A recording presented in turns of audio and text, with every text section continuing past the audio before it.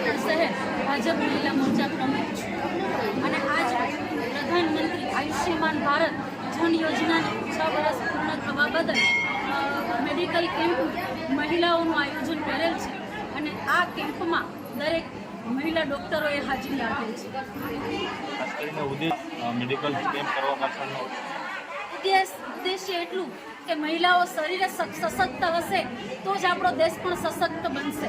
મહિલા છે એ આપણા દેશનો પાયો છે, એટલે મહિલાઓના આરોગ્ય સાથે કોઈ પણ ચેડા ન કરે અને વ્યવસ્થિત રીતે મહિલાઓનું ચેકઅપ થાય અને એનું યોગ્ય નિદાન થાય અને યોગ્ય રીતે સારવાર મળી શકે એવા હેતુથી આ મેડિકલ કેમ્પનું આયોજન કરેલ છે. કેટલા ડૉક્ટરો આમાં જોડાણા છે, કેટલા લાભાર્થીઓ અહીં જોડાણા છે, કયા સ્થળે આયોજન છે?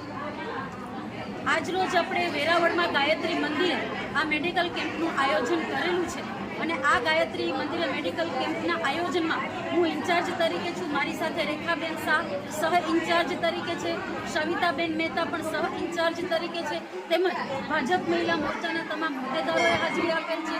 તેમજ આ મેડિકલ કેમ્પનું ઓપનિંગ પણ અમારા જિલ્લા પ્રમુખ શ્રી મહેન્દ્રભાઈ પીઠિયા દ્વારા તેમજ અમારા પ્રભારી દ્વારા કરવામાં આવેલ છે. કેટલા તબીબો અહીં સેવા આપી રહ્યા છે? અહીંયા મિનિમમ 7 તબીબોએ સેવા આપેલી છે.